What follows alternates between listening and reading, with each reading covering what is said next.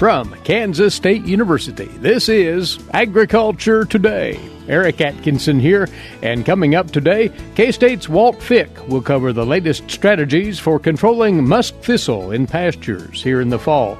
He'll go over the herbicide applications that have proven most effective in treating those musk thistle rosettes based on K-State's research trials. Then K-State's Jeff Stevenson will talk about the great advances that have been made in dairy herd reproduction technology, and he'll comment on what may be coming next along that line. He presented a review of the advances in this area at a recent Dairy Repro Research Conference. And later, K-State's Charlie Lee reports on a new study of the effect of nutrition on coyote reproduction, specifically on conception rates and litter size. All this and more next on Agriculture Today. With the shortage of primary care physicians, especially in rural areas, health education and disease prevention are vital. K-State research and extension programs address quality of life, personal development, and health behaviors across all life stages of all social-economic groups. To learn more about health education, one of K-State Research and Extension's 5 grand challenges, visit www.ksre.ksu.edu. Well, we're still contending with this noxious weed around Kansas that has been prevalent for so many years, and in fact it has expanded its range over the last several years. Musk thistle.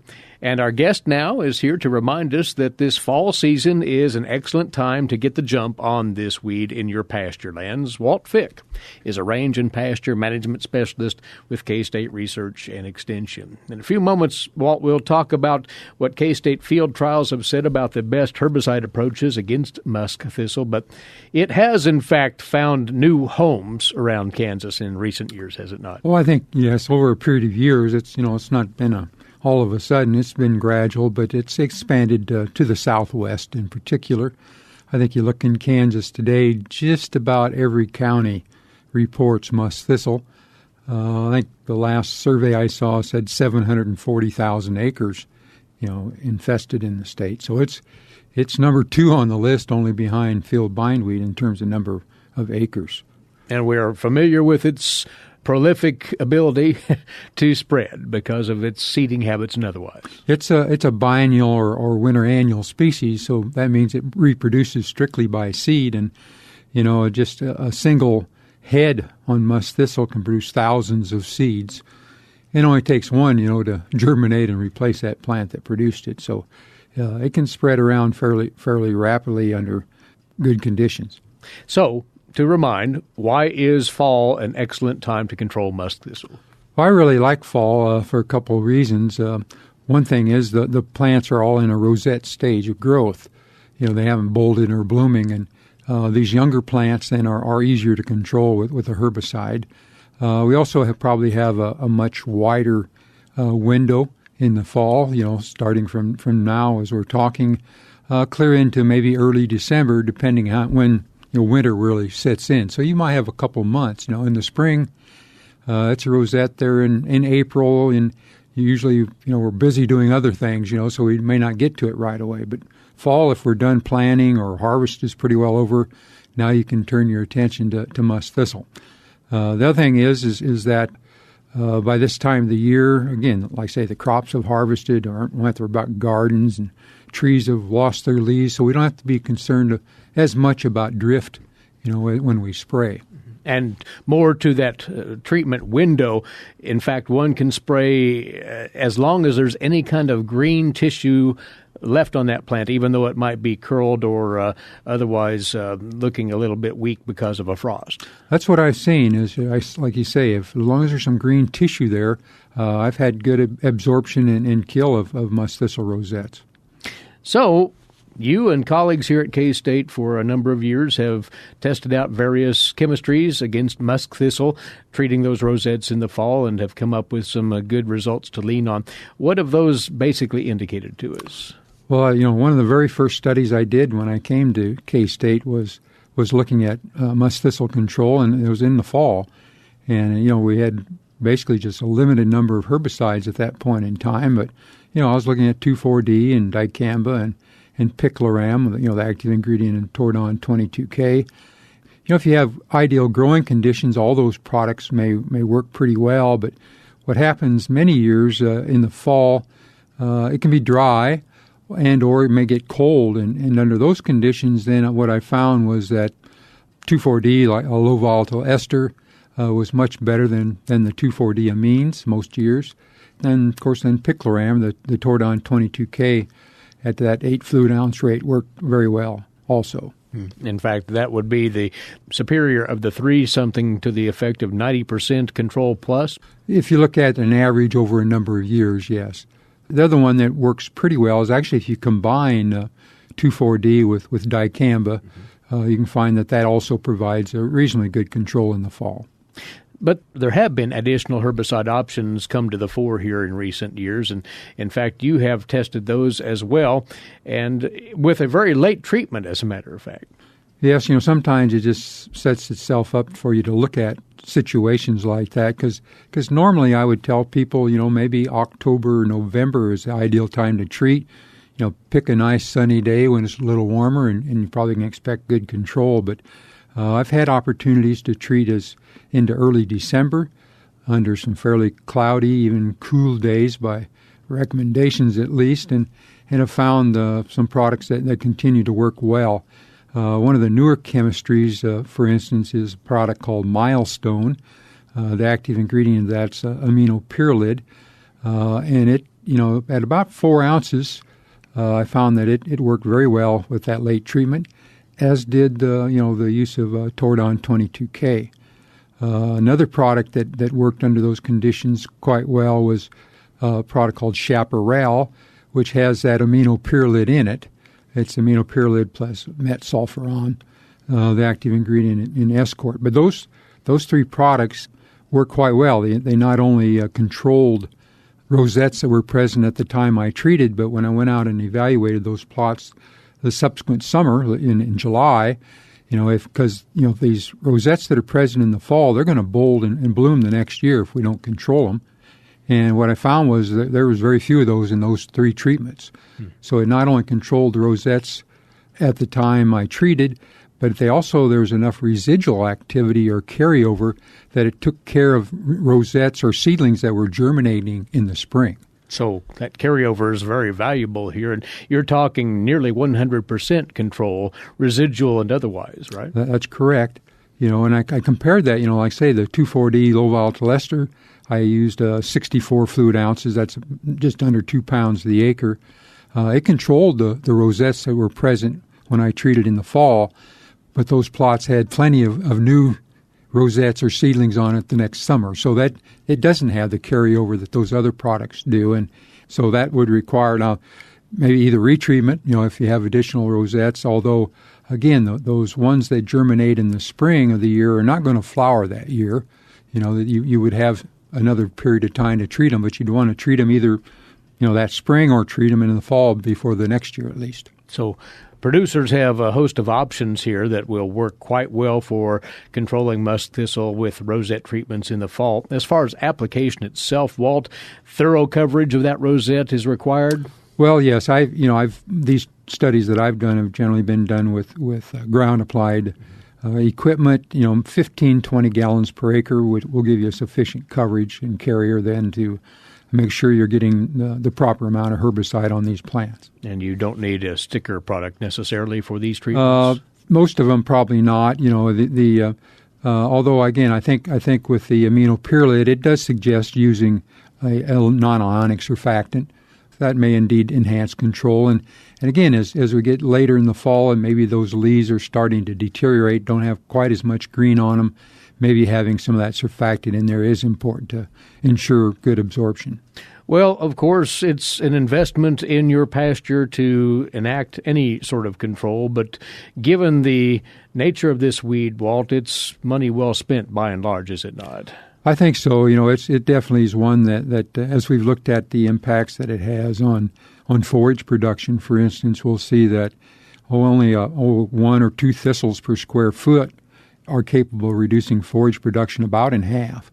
So it's not only a noxious weed that we're required to prevent seed production and control it, but there's an economic advantage of treating it as well. as a closing thought here, don't ignore what may happen in the spring. Go back, take a look, and see if there's any cleanup necessary, right? That's true, and most time people, they may say, it's easier to see after it bolts in the spring, they know where they're at. But I think if they've been fighting it for years, they know where these stands are at, and getting out there and treating them when they're rosettes and more susceptible is an important step in controlling it. So as time avails itself here, once things settle down harvest-wise and otherwise, do take a look at the likely locations for those rosettes popping up in your pastures and to treat accordingly. A couple of references here. There's an article on this topic in the latest e-update newsletter out of K-State on fall musk thistle control, sensibly enough. Dated October the 6th, agronomy.ksu.edu is where you'll find that article. As always, reference as well the Chemical Weed Control for Field Crops and Pasture Land Guide from K-State. Your local extension office has a copy of that on hand, or you can go online, again, to agronomy.ksu.edu to have a look at that information. Walt, as always, thanks for the word right here. He is Walt Fick, Range and Pasture Management Specialist with K-State Research and Extension, on the merits of tackling musk thistle with a fall treatment with an assortment of herbicides suitable to accomplishing that control task. Just as an added thought, it being a noxious weed, you might consult your local noxious weed director's office likewise on product availability and other local input that might be helpful in knocking down your musk thistle problem. You are tuned in to Agriculture Today. We'll stand aside now for a few moments. When we come back, a K-State animal scientist takes a look back and a look ahead at advances in dairy reproduction management. That shortly here on the K-State Radio Network. Please stay with us.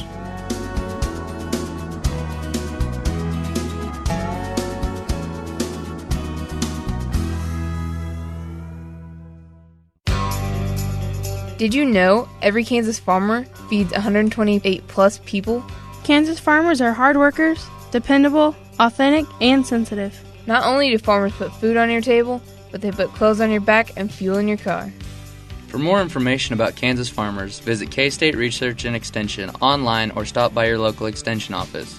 This message has been brought to you by the K-State Animal Sciences Leadership Academy participants.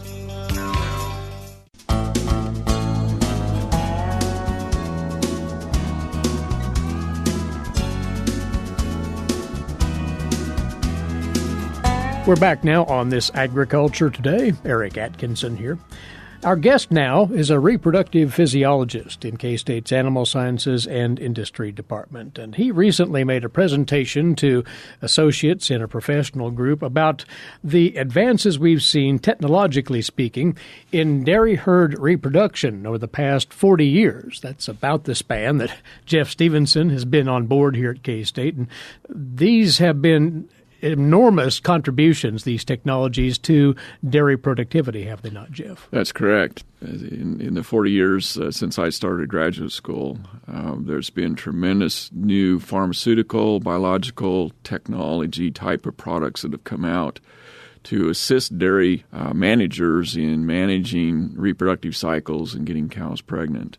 The biological products that have come on board, how would you characterize biological products? We need to explain that. Well, it's kind of a general term that I use to refer to some of the hormones that have become available since 1979, 1980 that are used in estrus synchronization or ovulation synchronization programs that form the heart of a timed AI program, essentially. That would be products like GnRH, or gonadotropin-releasing hormone, and the prostaglandins. And these are the products that are used now tremendously across the dairy industry in setting up cows for timed insemination at their first service, as well as cows that are identified open at a pregnancy diagnosis. They're used to set up that cow again so she can be inseminated within 7 to 10 days after the veterinarian has diagnosed the cow open. And the efficiencies that have been gained through that singular technology have been huge? They have, because primarily if you look at the dairy industry today, where so many of our cows are confined in buildings and not in grazing or dirt lots, the expectation is that we can inseminate cows without any estrus detection and just do everything on a fixed time, and that increases efficiency. But not only that, it allows us to get cows pregnant that we wouldn't have been able to otherwise. And so one of the other things that's happening right now is more and more dairy producers are using sex semen, which was introduced to the market in about 2005. Initially, people were using sex semen for inseminating replacement heifers. And, of course, when we say sex semen, we're talking about the semen that's gone through a process where only the X-bearing chromosome sperm are harvested, and then when they're inseminated, you can only produce a female, and it's about 85 to 95% accurate. What we're seeing now is more and more dairy producers are using it in their cows, even though the fertility is less. When you use sex semen compared to conventional semen, it still allows one to produce more heifers, so you can either grow the herd from within or one can sell heifers that are extra, that are not needed to maintain herd size. Things have also happened on top of these that you've mentioned, and as far as timed AI, there's been additional technology, right? Yeah, there's some monitors now that have been available for quite a while. If we go back to 1977 when they first put a pedometer attached to a cow's pastern and monitors her steps, we found that a cow that came into estrus would have an increase in walking activity about 200 to 300% on the day that she was in estrus. And now the pedometers have been replaced by what we call accelerometers, which is a device that can be mounted either in a pastern-mounted device or in a collar around the cow's neck that will actually measure motion in all three spatial directions, and then very sophisticated algorithms tease apart all those different movements and predict when the cow is truly showing activity that's associated with estrus.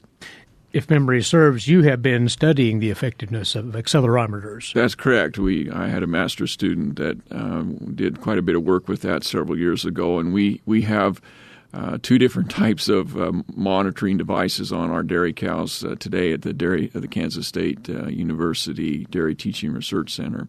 The newest one we just purchased is it's an ear tag system, which is a permanent ear tag that not only measures high activity or estrus activity, but it also will measure rumination time, or how much time the cow is chewing her cud, resting time when she's probably recumbent and not moving, and then also just activity time where she's moving around. So it gives us lots of information, plus her ear temperature.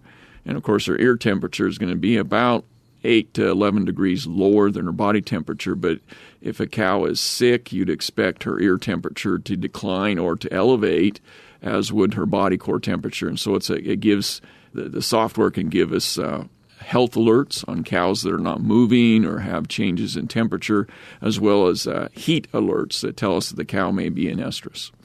Jeff, generally, are these technologies still in the maturing process? In other words, is more being learned about how they might be maximized in regard to the information provided? That's a good question. They're obviously going to refine these and make them probably more predictable, improving the algorithms and so forth. But there's about 12 or 13 companies that market these types of devices right now in the United States. The two we're using, one of them comes originally from Ireland and the other one from the Netherlands. But there are American companies that are producing similar products. But there's something that, for the future, they provide a lot of information. Sometimes we get overloaded with information on when we manage cows, but still when it boils down to it, somebody with good cow sense, good cow people have to manage these types of technologies and interpret the data correctly to do what we need to do to get cows pregnant. It's clear that we've come a long way the last 35, 40 years in regard to these technologies. Anything looming on the horizon that's new and shiny in this area, so to speak? There is some work that's going on. There's some milking equipment companies. In fact, there's technology available now to measure different types of metabolites and hormones in the milk line as the cow is being milked in the parlor.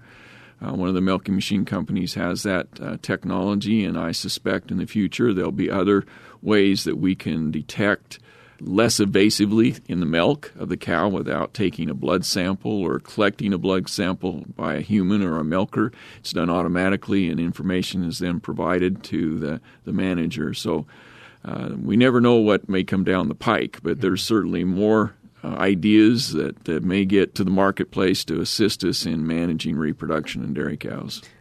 And if one wants to keep up on what is going on in this arena, there is a special council called the Dairy Cattle Reproduction Council, sensibly enough, that maintains a database on these technologies. Yes, we maintain a database as well as a website that provides good science-based information. Most of what's on the website can be accessed by non-members, but those who are members of that organization have the opportunity to access all the information that's available there to help them with time-day eye breeding problems, a whole host of information available to them. If you'd like to check out that website, here's the address, www.dcrcouncil.org, DCR Council, all one word, .org. It's been a fun ride, likely for you and colleagues to watch all of this evolve with it. Yes. Jeff. Appreciate you coming over and giving us a review of what's been accomplished in this area. Thank you. He's a reproductive physiologist, K-State's Department of Animal Sciences and Industry. That's Jeff Stevenson talking about those technologies that have supported the dairy industry through improved reproduction methods.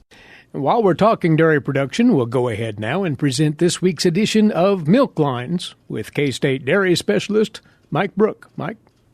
Today I want to visit with our Kansas dairy farmers concerning incidences of mastitis on their farms and maybe some things to think about as we move from summer into the fall and early winter season. As we think about mastitis on our dairies, one of the first places I usually start is, do you have contagious mastitis or do you have environmental? Or do you have a mix of the two? Many of our herds will actually see a mix of the two. In other words, we're trying to identify just which types of pathogens we're really fighting because the methods are quite different. I think you need to bring your veterinarian into this conversation as well because it is something they should be involved with as it involves treatment protocols in some cases. Maybe not in all, but in some cases it will. For those of you that are considering robotic milking in your dairy herd, one of the things you need to consider is what do you do with the contagious cases of mastitis? Those are animals that might be carrying things like Staph aureus or mycoplasma. Those are animals that probably really need to be culled out of the herd before we make a switch to automated milking. As you look at the environmental pathogens you might be dealing with, again, those are pathogens that we would spread primarily in the bedding sources. So basically dirty cows, and maybe cows that have damage to teat ends so that the teat ends do not close properly after milking. So how are you going to control that on your dairy if that's a problem? Well, basically you have to clean things up, so you have to take a stand to do that, and that requires changing some protocols on our dairies, which can be difficult but is really necessary if we're going to try to reduce the amount of environmental mastitis that we might see in our herd. As we move forward in the next several months, it's really important, I think, that we carefully evaluate on our dairy farms where we're at with somatic cell count and what things we need to improve on to reduce the levels of somatic cell that we might see in our milk. This is Mike Brouk with K-State Research and Extension, encouraging our dairy farmers to clearly evaluate where they're at with somatic cell count on their dairies. Thanks, Mike. And this is Agriculture Today. Hamburgers, roast, ribs, steak, or whatever you prefer. Beef, it's what's for dinner. Kansas cattle farmers produce 7.5 million head of cattle per year. It takes about 7 tablespoons of peanut butter to get the same amount of protein in 1 serving of lean beef. Support your local Kansas farmers and ranchers. Eat beef. This message was brought to you by the K-State Animal Sciences Leadership Academy participants.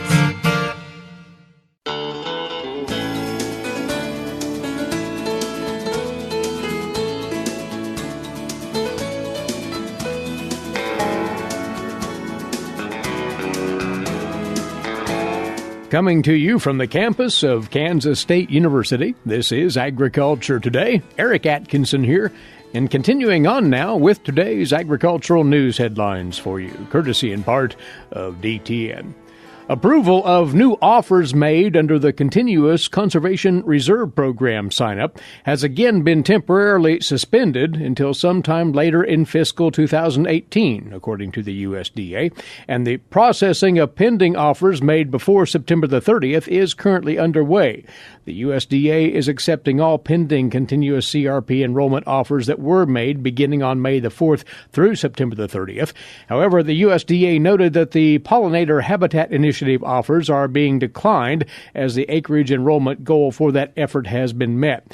CRP data has indicated that sign-up 50 for the continuous CRP efforts, fiscal 17, included 1.1 million acres being approved, but since May the 4th, offers were taken by USDA, however not approved, as the agency had sought to keep the acreage below the 24 million acre cap imposed via the 2014 Farm Bill. North American Free Trade Agreement negotiators are facing multiple sticking points when they meet starting tomorrow, running through Sunday in Arlington, Virginia, to continue hashing out the details of NAFTA 2.0. The fourth round will see U.S. offers on some of the most contentious issues in the talks, including rules of origin for autos, dispute settlement, and a possible sunset clause that would terminate the agreement after 5 years unless the parties agree to renew it. Analysts were telling Bloomberg that moving forward with the U.S. proposals could lead to a chaotic breakdown in the negotiations, in the words of the U.S. Chamber of Commerce President for International Policy, John Murphy. Others echoed those concerns, saying that this could be the round that blows up. That's according to an apparel industry source. In the wake of 7-day-long meetings across the country to assess and receive comments on its current animal disease traceability regulation, the USDA's Animal and Plant Health Inspection Service received strong pushback over the summary of that feedback, calling the report factually inaccurate, unreliable, and biased. RCEF USA filed a complaint asking for an information correction by the agency.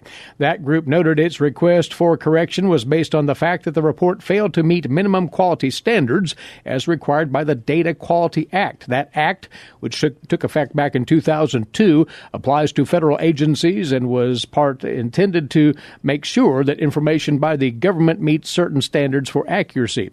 The summary came out of the APHIS meetings, noting 4 general concerns with the current animal disease traceability program. Those included confidentiality and security of information obtained through the ADT, producer liability tied to tracing an animal back to its original premises, cost of identification, and the need to distribute cost fairly throughout the industry, especially with regards to electric ID methods, and the fact that for small producers, costs of the program are proportionally higher. Now, as it currently stands, the ADT requirements affect beef cattle over 18 months of age and all dairy cattle moved interstate. The meetings addressed how to move beyond the basic traceability framework in place now and close traceability gaps within the industry. So what's inaccurate about the summary report? The RCEF letter takes great issue with the use of the word consensus throughout the report. That group stresses there is no way that APHIS can claim consensus. Notes that the record shows that USDA APHIS obtained no such consensus on the question of whether younger cattle, 18 months of age or younger, should be even included under a mandatory animal ID requirement, let alone be included among cattle that must be identified with electric ID devices. Now, the APHIS summary did say that the cost of electric ID is a concern, but added that commentators noted that other sections aside from CalCEF would contribute significantly to the cost of the infrastructure of EID, and as a result, the cost to implement EID would not be borne by the CalCEF sector alone. The nation's major wheat growing areas are offering illustrations of the recent shifts in parts of the country covered by excessive dryness and drought. More on that from the USDA's Rod Bain. The latest U.S. drought monitor shows trade-offs among states and regions in terms of dryness versus moisture, with USDA meteorologist Brad Rippey saying this is best illustrated in wheat-growing areas. For example, in the northern plains, where excessive summer dryness and drought impacted the spring wheat crops. The spring wheat season's long gone, but we can still look at that area as sort of a barometer for the recovery. We had a peak of 83% of the U.S. spring wheat production area in drought at the peak of this drought a little bit earlier this summer, and now as we move into early autumn, we're down to 51% drought coverage. Meanwhile, recent and significant rainfall has made its way to the plains and the heart of the hard red winter wheat belt. Consequently, 2 weeks ago, we had almost a quarter, 24% of the U.S. winter wheat production area in drought. That has dropped to 20%. While dryness is expanding in the soft red winter wheat belt of the Mid-South and lower Midwest. I'm Rod Bain reporting for the U.S. Department of Agriculture in Washington, D.C. A couple of in-house notes for you. Dr. Allison Crane has been named as the Extension Sheep and Meat Goat Specialist for K-State's Animal Sciences and Industry Department. Allison will join the ASI faculty on October the 23rd. She'll be developing and leading extension, teaching, and applied research programs in sheep and meat goat production and management, and will oversee the K-State Sheep and Meat Goat Center.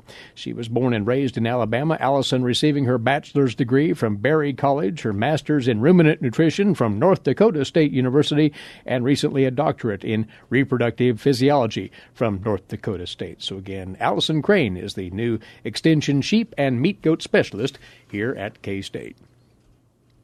And on the calendar, K-State's annual Swine Day is set up now. It's taking place Thursday, November the 16th. It'll feature updates and more than 50 research projects that have been conducted in the past year. Swine Day's registration fee, $25 per person. If paid by November the 9th, $35 after that date or at the door. All details, of course, at ksuswine.org. That event will kick off with the Technology Trade Show at 8 o'clock that morning at the K-State Alumni Center, the site of the event. The full program will begin at 9:30, including lunch, and it'll wrap up with a reception at 4 o'clock that afternoon with Call Hall ice cream.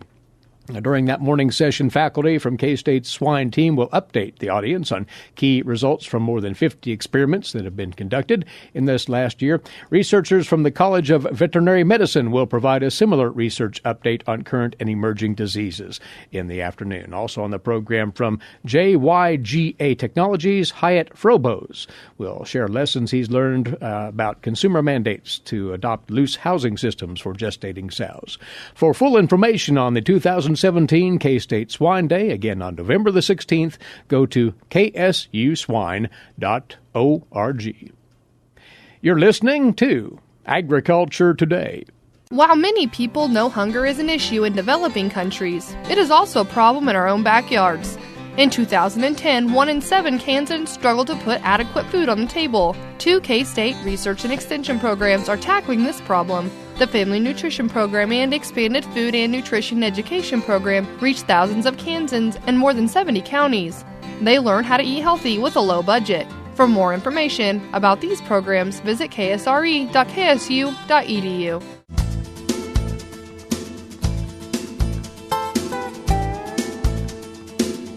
This Agriculture Today concludes with another segment on wildlife management. Alongside, once again, is K-State Research and Extension Wildlife Specialist Charlie Lee.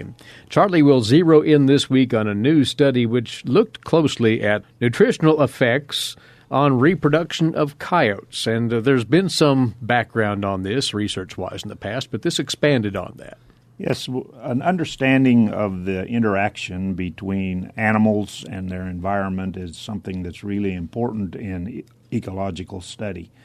There's been numerous studies, field studies, of coyotes in the past that suggest that litter sizes changes as a result of the number of prey that are found. When I look at the primary prey of coyotes, which is typically rodents, rabbits, occasionally some deer, but 90% of coyote diet is typically mammals.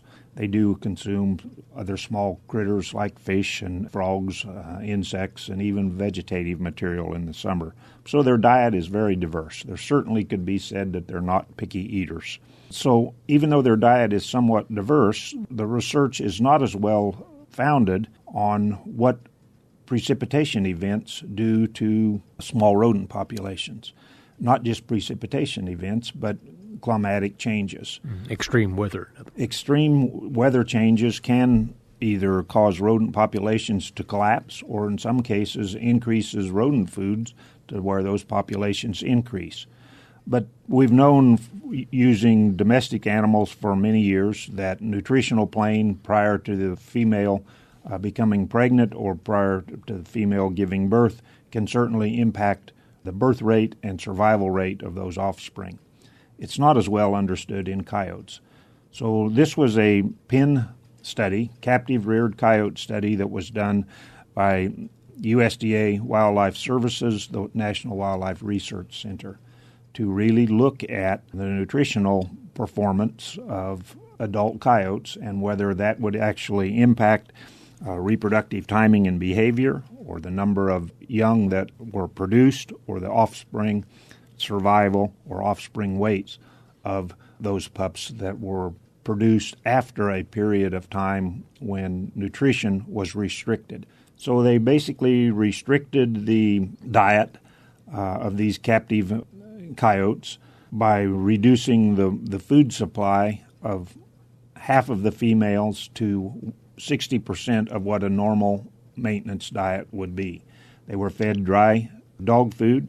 One group was fed 440 grams of dry dog food on the high or the high maintenance diet, and the other one was fed 260 grams or 9 ounces, which would be 65% of what would be considered necessary for maintenance.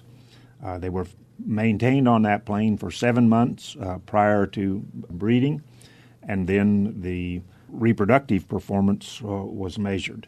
It was a 2-year study, so it was a crossover design. So at the end of that 2-year study, then the females that had been on the low maintenance diet were then switched over to the high maintenance diet, and the reproductive performance was measured in year 2. Those were the variables that were used in this study then. What were the resulting impacts on conception rates? Well, the conception rate did not appear to differ between dietary levels. All the females came into heat and were bred, and the nutritional plane did not appear to affect the timing of the pups being born. The subjects became pregnant. The pup survival at 2 weeks of age was not different. When we look at the total number of pups that were produced from those 11 females, that was 104 pups over the 2-year time frame. But there was a difference in the number of pups that were produced on the low diet, and those were averaged at 4.8 pups on the low diet and at 6.0 pups on the high diet.